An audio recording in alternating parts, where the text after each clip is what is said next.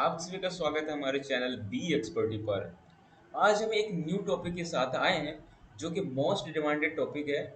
और ये हर बच्चा का क्वेश्चन रहता है कि सर हमको ना केमिकल रिएक्शन रहता है तो उसको हम बैलेंस नहीं कर पाते हैं। यदि छोटा छोटा इक्वेशन होता है, छोटे छोटे केमिकल रिएक्शन होता है तो उसको तो हम बैलेंस कर लेते हैं, लेकिन जैसे ही हमारे पास बड़े टाइप का केमिकल रिएक्शन होता है तो हम देखते ही मेरा हाथ पैर फूल जाता है। मतलब हम समझ ही नहीं आता है कि हम कैसे इसको बैलेंस करें, राइट। तो आज उसी को निजात करने के लिए, आज उसी का हम सॉल्यूशन देने के लिए आपके लिए के लिए लेके आए हैं कि हम किसी भी केमिकल रिएक्शन को बैलेंस कैसे करें, राइट। तो विदाउट टाइम डिले के चलिए आज का जो फेवरेट टॉपिक है बैलेंस ऑफ केमिकल रिएक्शन वो शुरू करते हैं। बैलेंस ऑफ केमिकल रिएक्शन शुरू से करने से पहले हम ये जानते हैं कि हम बैलेंस ऑफ केमिकल रिएक्शन करते क्यों हैं, राइट। मतलब इसकी जरूरत क्या है, ठीक है, मतलब उसके कारण को हम समझते हैं, व्हाई। यदि आप इसे मुझे आपको मैं यदि इसका सिर्फ एक एक रीजन दूं तो उसका सिर्फ एक जो रीजन होता है वो होता है आपका कंजर्वेशन ऑफ मास। उसका जो रीजन, सिर्फ ओनली वन जो रीजन होता है उसका क्या होता है, कंजर्वेशन ऑफ मास और conservation of energy, right. Conservation of mass और एनर्जी, इसका क्या मतलब है सर? इसका ये मतलब है कि मास को आप क्या कर सकते हो या एनर्जी क्या कर सकते हो, ना तो क्रिएट कर सकते हो ना डिस्ट्रॉयड कर सकते हो, ओनली एक फॉर्म से दूसरे फॉर्म में हम चेंज कर सकते हैं, राइट। तो केमिकल रिएक्शन के दौरान तो एक ही होता है, यही चीज तो होता है ना कि दो चीज या दो से अधिक चीज क्या होता है या एक सिंगल चीज क्या होता है, वो रिएक्ट करके एक नया चीज बनाता है, लेकिन मास तो ओवरऑल कांस्टेंट होना चाहिए ना। तो उसी को फॉलो करने के लिए हम क्या करते हैं, किसी भी केमिकल रिएक्शन को बैलेंस कर सकते हैं, बैलेंस करते हैं, राइट। तो मैंने आपको ये समझा दिया कि हम बैलेंस क्यों करते हैं, मतलब क्यों नीड है। अब हम ये समझते हैं कि बैलेंस केमिकल रिएक्शन होता क्या है। यदि आप ये समझ जाओगे तो आप किसी भी केमिकल रिएक्शन को ये जज कर पाओगे कि बैलेंस है या नहीं, राइट। तो बैलेंस केमिकल रिएक्शन का क्या मतलब होता है, तो बैलेंस केमिकल रिएक्शन सबसे पहले हम समझते हैं, ठीक है।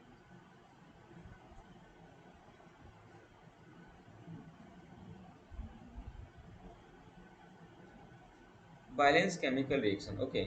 इसको सबसे पहले हम समझते हैं कि ये बैलेंस केमिकल रिएक्शन होता क्या है, ठीक है। चलो हम इसको ना एक एग्जांपल लेके ही समझाते हैं, ठीक है, उससे बेटर अंडरस्टैंडिंग मिलेगा। सपोज करो हमारे पास एक एग्जांपल है Zn प्लस S2SO4, और ये आपका बना रहा है ZnSO4 प्लस S2। एक बार हम ऑरली आपको बता देते हैं कि बैलेंस केमिकल रिएक्शन क्या होता है। बैलेंस केमिकल रिएक्शन वो होता है जिसमें क्या होता है, नंबर ऑफ एटम्स जो होता है ना each element on both side are equal. जैसे मान लो Zn हमारे पास ये क्या है, नंबर ऑफ एलिमेंट जो Zn में वो नंबर ऑफ एलिमेंट, या बोल दो Zn का जो नंबर ऑफ एटम्स है वो क्या है आपके पास LH। ये आपका कौन सा साइड है, इसको हम रिएक्टेंट साइड बोलते हैं, ठीक है, या रिएक्टेंट्स, ये दोनों को हम रिएक्टेंट बोलते हैं ना, ठीक है, ये रिएक्टेंट्स हो गया। और ये दोनों क्या है आपका, ये प्रोडक्ट्स है, ओके। और आप इसको LHS के रूप में भी समझो, ठीक है, ये हमारा LHS है और ये आपका क्या है RHS है। तो जो हमारा LHS में यानी लेफ्ट हैंड साइड में जो भी एलिमेंट पार्टिसिपेट किया है रिएक्शन में, उसका नंबर ऑफ एटम्स क्या है, वो सेम नंबर ऑफ एटम्स होना चाहिए सेम एलिमेंट के लिए RHS साइड में। That means number of atoms जो होना चाहिए किसी भी पार्टिकुलर एलिमेंट के लिए बोथ साइड में वो क्या होना चाहिए, इक्वल होना चाहिए, ओके। तो यहाँ पे हम देखते हैं हमारे पास क्या क्या है एलिमेंट्स। जेड LHS में हम देखते हैं हमारे पास जो रिएक्टेंट है वो है Zn, ठीक है, और दूसरा जो एलिमेंट है वो क्या है S2SO4। S2SO4 एलिमेंट है, ये कंपाउंड है, इसमें बहुत सारे एलिमेंट हैं, ठीक है।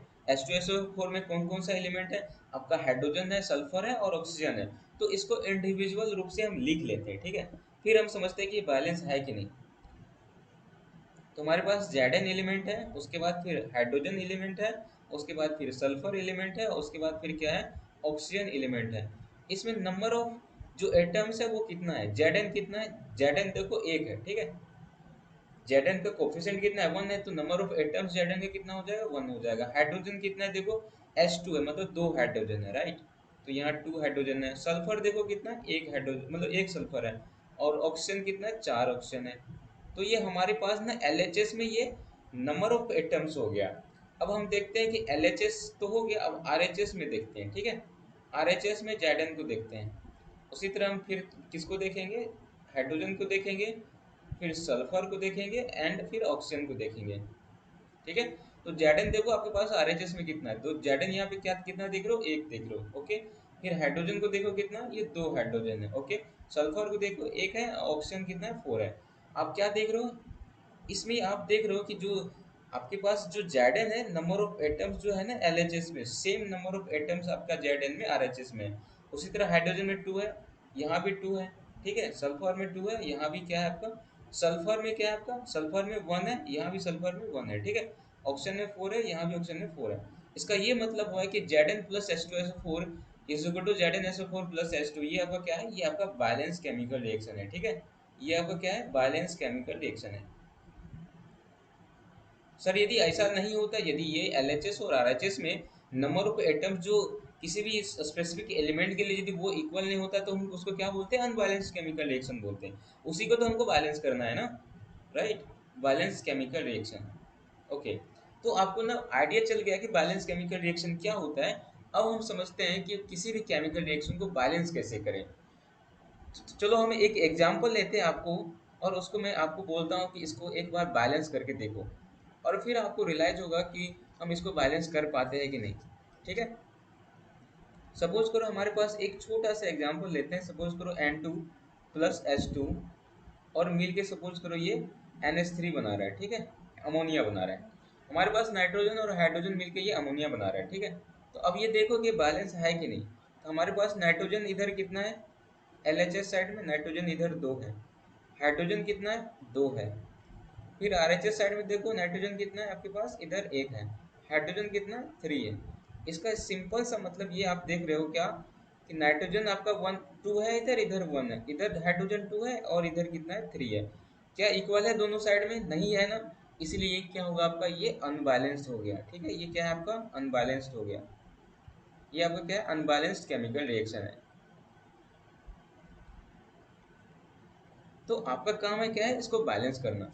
तो आपने हीट एंड ट्रायल मेथड का यूज करते हुए आप इसको बैलेंस कर सकते हो। कैसे बैलेंस कर सकते हो, जैसे N2 प्लस एच टू और ये आपका NH3 बन रहा है, तो आप क्या करोगे, देखो N2 है ना, और यहाँ पे क्या है NH3, यदि हम NH3 को 2 से मल्टीप्लाई कर दें, तो आपके पास जो नाइट्रोजन है जो आरएचएस साइड में, वो 2 हो गया और इधर भी 2 हो गया। और हाइड्रोजन इधर कितना हो जा रहा है, हाइड्रोजन इधर 6 हो जा रहा है, ठीक है। 2 इंटू थ्री, 6 हो गया। तो इधर भी आपके एलएचएस साइड में तो आपको हाइड्रोजन को 6 करना पड़ेगा ना, उसके लिए मल्टीप्लाई करना पड़ेगा आपको 3 से, ठीक है। और ये तरीका ना आप बहुतों बार सीखे होंगे, ठीक है। बट मैं ये जो अभी जो तरीका जो आपको बताऊंगा ना, वो तरीका सबसे डिफरेंट है, और इससे ना बहुत बड़े बड़े जो केमिकल रिएक्शन होता है उसको आप बैलेंस कर पाओगे, ठीक है। तो ये आपका हीट एंड ट्रायल मेथड हो गया, इसको हम हीट एंड ट्रायल मेथड कहते हैं, जो कि आप पहले से पढ़े हुए हो, ठीक है। चलो आप ये तो आपने समझ लिया कि मैं इसको बैलेंस कर दिया। अब मैं आपको एक बड़ा सा क्वेश्चन देता हूँ, और आपको मैं पूछता हूँ कि अब इसको बैलेंस करके दिखाओ। आपके पास एक क्वेश्चन है, ठीक है। वो ये क्वेश्चन है कि हमारे पास एक केमिकल रिएक्शन है AU प्लस 3HNO3 प्लस, अभी तो मैं इसको बैलेंस करके नहीं दे रहा हूँ, ठीक है, अनबैलेंस देता हूँ, ठीक है। और आपको इसको बैलेंस करना है, ठीक है। तो AU plus HNO3 plus HCl, ये आपका बनाता है AuCl3 plus NOCl plus H2O। और इसको ना आपको मैं बोलता हूँ इसको बैलेंस करके दिखाओ। तो आप इसको देखते ही आपका सर चकरा जाएगा। और यदि आप हीट एंड ट्रायल मेथड से यूज करोगे ना, तो आपको बहुत सारा टाइम लग जाएगा, ठीक है। हीट एंड ट्रायल मेथड से यूज करोगे तो इसको बहुत सारा टाइम लग जाएगा, और मे भी हो सकता है आपका ये केमिकल रिएक्शन बैलेंस भी ना हो। तो पहले तो आपको चेक करना है कि बैलेंस है कि नहीं। आप देख सकते हो AU हमारे पास इधर एक है, इधर भी आपका AU एक है, Cl इधर कितना, एक है, इधर Cl कितना है, थ्री है, मतलब फोर है, ठीक है। थ्री इधर, एक ये। तो आपको इधर हम सेम बोल सकते हैं, Cl ही बैलेंस नहीं तो बाकी चीज को हमको चेक करने की जरूरत ही नहीं है ना। मतलब कोई भी एक एलिमेंट यदि बैलेंस नहीं है, तो पूरा केमिकल रिएक्शन बैलेंस नहीं है, राइट। तो ये आपका क्या है, ये आपका अनबैलेंस्ड है। ये कैसा रिएक्शन है? ये अनबैलेंस्ड केमिकल रिएक्शन है, ठीक है। ये अनबैलेंस्ड केमिकल रिएक्शन है। अब मेरी काम है कि इसको बैलेंस करना। तो चलो हम इसको बैलेंस करते हैं, और आपको मैं स्टेप बता रहा हूँ, और इसको ना आपको बड़ी ध्यान से देखने की जरूरत है। तो सबसे पहले जो केमिकल रिएक्शन है उसको एक बार फिर से लिख लो। तो हमारे जो केमिकल रिएक्शन है वो है AU plus HNO3 plus HCl gives AuCl3 plus NOCl plus H2, ठीक है। और आप इसको क्या करो, अपने मन से coefficient A, B, C, D, E, F से सब में इस तरह से मल्टीप्लाई कर दो। आप PQ, RST, WB कुछ भी मल्टीप्लाई कर सकते हो, उससे कोई दिक्कत नहीं है। आप जो केमिकल रिएक्शन आपके पास जो दिया हुआ है उसको अपने मन से उसको अपना कोफिशिएंट दे दो। और अब ये जो कोफिशिएंट मैंने अपने मन से दे दिया, अब उसको मान के चलो ये कैसा केमिकल रिएक्शन हो गया है, ये आपका ये बैलेंस केमिकल रिएक्शन हो गया है। अब जो ये केमिकल रिएक्शन है ये बैलेंस केमिकल रिएक्शन बन गया है, ठीक है। अभी जो आपका ये केमिकल रिएक्शन है वो अब बैलेंस हो गया। अब जो बैलेंस केमिकल रिएक्शन ये बन गया है, तो अब ये क्या करना चाहिए इसको, जो बैलेंस केमिकल रिएक्शन का जो प्रॉपर्टी जो होता है, दैट मीन्स जो लेफ्ट हैंड साइड में जो ईच एलिमेंट है उसका जो नंबर ऑफ एटम्स है वो क्या होना चाहिए, RHS साइड में सेम एलिमेंट में जितना नंबर ऑफ एटम्स है उसके इक्वल होना चाहिए, राइट। तो हम यहाँ पे वही करते हैं, ठीक है। तो यहाँ पे हम क्या कर सकते हैं, यहाँ पे हम एक LHS लिखते हैं आपके पास, एंड फिर हम क्या लिखेंगे, RHS लिखेंगे, ठीक है। LHS लिखेंगे एक बार, फिर एक बार RHS लिखेंगे, और फिर इंडिविजुअल एलिमेंट लिखेंगे, और उसमें क्या करेंगे, इंडिविजुअल आपका क्या करेंगे, इंडिविजुअल एटम को देखेंगे, और फिर दोनों को हम इक्वल कर देंगे। हमारे पास यहाँ पे LHS यहाँ पे हम लिखते हैं, और यहाँ पे हम RHS लिखते हैं। यहाँ पे एलिमेंट जो है वो हम लिख देते हैं, यहाँ पे AU एलिमेंट है, उसके बाद आपके पास हाइड्रोजन है, उसके बाद फिर नाइट्रोजन है, फिर ऑक्सीजन है, और फिर क्या है आपके पास, हाइड्रोजन, नाइट्रोजन, ऑक्सीजन, क्लोरीन है, ठीक है। इन्हीं एटम से हमारे पास ये चीजें बना हुआ है। अब हम क्या करते हैं, हमारे पास ना LHS में जो ये नंबर ऑफ एलिमेंट्स दिया है, इसमें कितना नंबर ऑफ एटम्स है वो यहाँ पे हम लिख देते हैं, ठीक है। तो हमारे पास AU जो है, AU LHS में हमारे पास कितना है, देखो AU में मल्टीप्लाइड है A, मतलब AU आपका कितना है, A है, ठीक है। चलो A लिख दिए। अब हाइड्रोजन को चेक करते हैं कि हाइड्रोजन कितना है। देखो यहाँ पे B हाइड्रोजन है और यहाँ पे C हाइड्रोजन, मतलब टोटल हाइड्रोजन कितना हो जाएगा, B प्लस C हो जाएगा, ओके। अब नाइट्रोजन को चेक करते हैं, नाइट्रोजन इधर कितना है, इधर देखो नाइट्रोजन में मल्टीप्लाइड है B, तो B नाइट्रोजन हो जाएगा यहाँ पे, ठीक है। अब उसके बाद ऑक्सीजन को देखते हैं, तो देखो ऑक्सीजन जो है ना O3 है, उसमें मल्टीप्लाई है B, तो ये कितना टोटल ऑक्सीजन कितना हो जाएगा, 3B हो जाएगा, ओके। और उसके बाद हमको हमको देखना है अब Cl को, तो देखो HCl में C से मल्टीप्लाई है, दैट मीन्स क्लोरीन जो हो जाएगा वो C हो जाएगा, नंबर ऑफ क्लोरीन एटम्स कितना हो जाएगा वो C हो जाएगा। अब सेम तरीका से हम क्या करते हैं, अब इधर हम चेक करते हैं किसमें, अब हम RHS में चेक करते हैं कि कितना आपके पास AU है। तो AU देखो हमारा कितना है, AuCl3 जो है D से मल्टीप्लाइड है, मतलब AU कितना है, AU जो है आपका है D है, ठीक है। AU आपका कितना है, D है। हाइड्रोजन को चेक करो, हाइड्रोजन कितना है, हाइड्रोजन आपका कितना है वो चेक करो, AU आपका कितना है, D है, ठीक है। अब हाइड्रोजन को चेक करते हैं, देखो हाइड्रोजन हमारे पास कहाँ दिख रहा है, FS2, मतलब H2O में F से मल्टीपल, मतलब कितना हाइड्रोजन हो जाएगा, ये हो जाएगा 2F हाइड्रोजन, राइट। तो ये 2F हाइड्रोजन हो गया। अब उसी तरह हम चेक करेंगे नाइट्रोजन को, तो नाइट्रोजन देखो कितना है, NOCl में इसे मल्टीप्लाई है, दैट मीन्स E नाइट्रोजन हो जाएगा, ठीक है। तो यहाँ पे हम लिख देते हैं ई नाइट्रोजन, राइट। उसके बाद फिर आपके पास ऑक्सीजन को चेक करो, ऑक्सीजन कहाँ पे, NOCl में ई से मल्टीप्लाइड, दैट मीन्स यहाँ पे एक ई ऑक्सीजन है, और यहाँ पे FH2 मतलब F ऑक्सीजन है, तो ये टोटल ऑक्सीजन कितना हो जाएगा, E प्लस F हो जाएगा।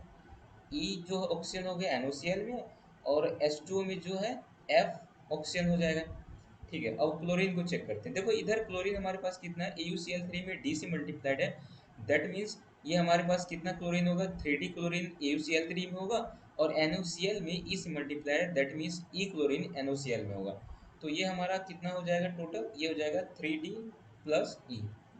तो इस तरह से मैंने LHS और RHS में जो नंबर ऑफ एलिमेंट्स था उसमें number of atoms each element का मैंने लिख दिया, और मैंने मान के चला ये कैसा केमिकल रिएक्शन है, ये बैलेंस केमिकल रिएक्शन हो गया है। तो जब भी कोई केमिकल रिएक्शन बैलेंस होता है तो उसमें LHS में जितना नंबर ऑफ एलिमेंट्स है उसका जो एटम्स है, नंबर ऑफ एटम्स, वो RHS के स्पेसिफिक एलिमेंट्स का जो नंबर ऑफ एटम्स है उसके इक्वल होना चाहिए। ठीक है, मतलब आपका क्या होना चाहिए, ए जो है वो डी के इक्वल होना चाहिए, ये क्या होना चाहिए आपका, ए डी के इक्वल होना चाहिए, राइट। एंड क्या होना चाहिए, बी प्लस सी जो है वो 2f के इक्वल होना चाहिए, बी जो है ई के इक्वल होना चाहिए, एंड 3b जो है ई प्लस एफ के इक्वल होना चाहिए, एंड क्लोरीन जो है वो सी जो है 3d प्लस ई के इक्वल होना चाहिए। इसका ये मतलब है कि आपके पास ना A is equal to D है, इसका ये मतलब है कि A is equal to D है, B plus C is equal to क्या है आपका 2f है, and B is equal to क्या है ई है, and 3b is equal to आपके पास क्या है ई प्लस एफ है, and c is equal to आपके पास क्या है 3d प्लस ई है। ठीक है, यहाँ तक कोई दिक्कत, यहाँ तक कोई दिक्कत नहीं होना चाहिए, राइट। उसके बाद अब देखो हमको ना एक चीज यहाँ पे देखना है, यहाँ पे हमारे पास बहुत सारे रिएक्शन क्या है, मतलब आप बोल सकते हो बहुत सारे इक्वेशन हो गया है, equation number 1, equation number 2, equation number 3, equation number 4, equation number 5। इतने सारे इक्वेशन को सॉल्व करने के लिए आपके पास इतना क्या होना चाहिए, बहुत ज़्यादा टाइम लग जाएगा। इसीलिए आपको क्या करना है, यहाँ पे थोड़ा दिमाग का यूज़ करना है। हमको ये चेक करना है कि सबसे ज़्यादा किसका यूज़ हो रहा है। देखो सबसे ज़्यादा आपका यूज जो हो रहा है एंड बी एंड ई का यूज हो रहा है, बी एंड यू का यहाँ भी यूज हो रहा है और यहाँ भी यूज हो रहा है। ठीक है, और उसमें देखो कि सबसे सिंपल फॉर्म में कौन है, तो सबसे सिंपल फॉर्म में तो आपका A is equal to D भी है and B is equal to E भी है। सबसे सिंपल फॉर्म में पहले चेक करेंगे, उसके बाद देखेंगे सबसे ज़्यादा इन्वॉल्व कौन है। तो हम देखते हैं बी इज इक्वल टू ई जो है ना ज़्यादा इन्वॉल्व, तो हम क्या करते हैं अपनी सुविधा के लिए B is equal to E is equal to क्या मान लेते हैं, इसके इज इक्वल टू हम मान लेते हैं 1 है। ठीक है, ये अपने मन से 1 मान लिया, आप मान सकते हो 2 3 कुछ भी मान सकते हो, कोई दिक्कत नहीं है। ठीक है, तो अब मैंने 1 माना ताकि कैलकुलेशन इजीली हो जाए। तो हमको ये पता चल गया कि b इज इक्वल टू कितना हो गया, b is equal to E is equal to 1 हो गया, यहाँ से मैंने आपको मान के दिखा दिया। अब क्या करेंगे, जहाँ जहाँ b एंड u होगा, e होगा, उसके बदले 1 पुट कर देंगे।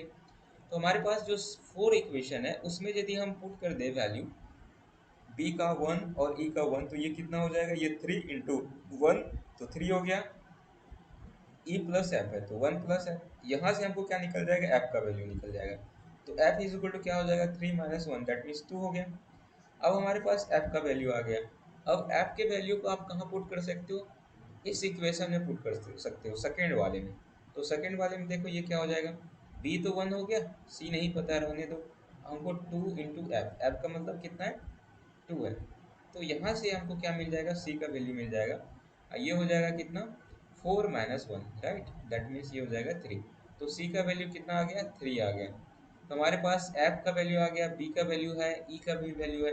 अब हम क्या कर सकते हैं, अब हम क्या कर देते हैं सी में, ये जो C is equal to 3d plus E है ना, एफ जो 5 इक्वेशन उसमें रख देते हैं वैल्यू को। तो ये देखो क्या है हमारे पास, सी 3 है, 3 इज इक्वल टू कितना हो जाएगा, 3d, डी का वैल्यू नहीं पता है, प्लस ई, प्लस ई, ई का मतलब 1 है।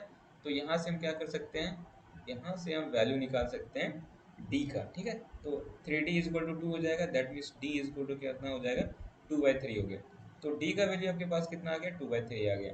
और जो फर्स्ट इक्वेशन उसमें क्या है, ए इज इक्वल टू डी, और डी इज इक्वल टू हमारे पास कितना आ गया है, 2/3 आ गया। तो इसका ये मतलब है कि ए इज इक्वल टू कितना आ गया, 2/3, and D is equal to भी कितना आ गया, 2/3। अब जो जो मैंने वैल्यू निकाला है उसको अच्छे ढंग से लिख देते हैं एक बार। ठीक है, तो हमारे पास जो वैल्यू है वो कितना है, हमारे पास जो वैल्यू है,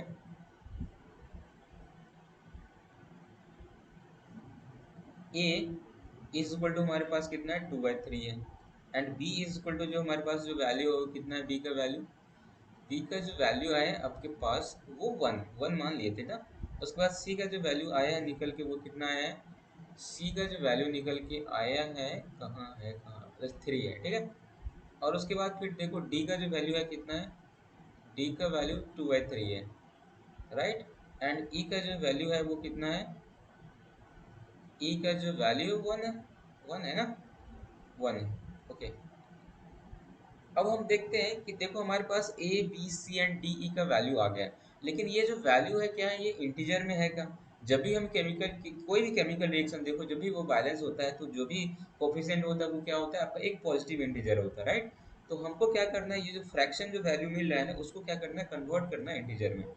तो कन्वर्ट करना है इंटीजर में, तो इसके लिए क्या मल्टीप्लाई करना होगा, यदि आप 2/3 में यदि हम 3 से मल्टीप्लाई कर दें तो क्या हो जाएगा, कन्वर्ट हो जाएगा इंटीजर में। लेकिन आपको क्या करना पड़ेगा, सारे में मल्टीप्लाई करना होगा 3 से, क्योंकि आपको एक में यदि एक को यदि इंटीजर में कन्वर्ट करना है तो सबको मल्टीप्लाई करना होगा सेम चीज़ से। तो मैं क्या कर देता हूँ, सबको मल्टीप्लाई कर देता हूँ 3 से। तो अब ए का जो वैल्यू है वो कितना हो जाएगा, ए का वैल्यू हो जाएगा 2, एंड बी का जो वैल्यू हो जाएगा वो कितना हो जाएगा 3, एंड सी का जो वैल्यू हो जाएगा वो कितना हो जाएगा 9, एंड डी का जो वैल्यू हो जाएगा वो कितना हो जाएगा 2, एंड ई का जो वैल्यू हो जाएगा वो कितना हो जाएगा आपका 3। इस तरह से मैंने क्या किया, सारा जो वैल्यू था वो मैंने आपको निकाल के दिखा दिया, ए बी सी डी ई का वैल्यू करके निकाल के दिखा दिया। अब मैं क्या करता हूँ, और एफ का भी वैल्यू था ना, एफ का वैल्यू मैं यहाँ पे नहीं लिखा हूँ, एफ का भी वैल्यू यहाँ पे लिखना पड़ेगा ना। एफ इज इक्वल टू आपका 2 था, तो उसमें भी आपका क्या होगा, 3 से मल्टीप्लाई होगा, तो एफ ये हो जाएगा आपका कितना, 3 × 2, दैट मीन्स ये कितना हो जाएगा, 6 हो जाएगा। अब जो हमारे पास जो केमिकल रिएक्शन है, अब उसको क्या कर दो, फिर से लिखो, और जो यहाँ पे जो निकाल के रखे उसमें जहाँ जहाँ जो जो चीज़ें था उसको पुट कर दो, ठीक है। तो हमारे पास जो केमिकल रिएक्शन था वो क्या था आपका, वो था आपका AU plus HNO3 plus HCl, और ये आपका आ रहा था AuCl3 plus NOCl plus H2, ठीक है। अब जो भी कोफिशिएंट से आप मल्टीप्लाई किए तो AU को A से मल्टीप्लाई कर दिए तो उसका वैल्यू यहाँ पर रख दो। तो ये जो वैल्यू हो जाएगा क्या होगा, AU का वैल्यू हमारे पास है तो रख दो वो चीज़ें यहाँ पे, ठीक है। तो हमारे पास ये 2 हो गया, ये 3 हो गया, और ये 9 हो गया, और ये कितना होगा यहाँ पे 2 होगा, और यहाँ पे कितना होगा 3 होगा, और यहाँ पे कितना होगा 6 होगा। अब हमारे पास ये जो केमिकल रिएक्शन आ गया ये बैलेंस हो गया। अब चेक भी कर सकते हो, कोई दिक्कत नहीं है, ठीक है। देखो हमारे पास AU कितना है, हमारे पास ना AU देखो कितना है, AU हमारे पास इधर 2 है, इधर भी AU2 है। ओके, हाइड्रोजन इधर 3 है, और यहाँ 9 हाइड्रोजन, मतलब टोटल हाइड्रोजन 12 है। इधर भी देखो, इधर भी 12 हाइड्रोजन हो रहा है, ठीक है। अब नाइट्रोजन को भी चेक कर सकते हो, नाइट्रोजन इधर 3 है, और इधर भी नाइट्रोजन 3 है, राइट। और ऑक्सीजन को चेक करो, 3 × 3 9 ऑक्सीजन इधर है, और इधर भी आपका 3 प्लस 6, इधर भी 9 ऑक्सीजन है। क्लोरीन भी आपका क्या है, 9 क्लोरीन इधर है, और आपका 2 × 3 6 क्लोरीन प्लस 3 क्लोरीन, इधर भी 9 क्लोरीन है। दैट मीन्स ये आपका क्या हो गया, ये जो केमिकल रिएक्शन आया है ये कैसा केमिकल रिएक्शन हो गया है, ये बैलेंस केमिकल रिएक्शन हो गया, ठीक है। अब ये आपका केमिकल रिएक्शन कैसा हो गया, ये केमिकल रिएक्शन बैलेंस हो गया, राइट। तो इस तरह से हम इस प्रोसेस का यूज करके हम किसी भी बड़े से बड़े केमिकल रिएक्शन को बैलेंस कर सकते हैं इजीली रूप से, ठीक है। तो आपको ये वीडियो कितना हेल्पफुल लगा, प्लीज़ आप कमेंट सेक्शन में मेंशन कर सकते हो, और अपने दोस्तों के साथ प्लीज़ शेयर करो, और सपोर्ट करो इस चैनल को ग्रो करने में, ताकि इस टाइप की जो भी अच्छा से अच्छा कंटेंट होता है, अच्छा से अच्छा वीडियो होता है, मैं आपको दे सकूँ। वीडियो देखने के लिए आपका बहुत बहुत धन्यवाद। Thank you very much.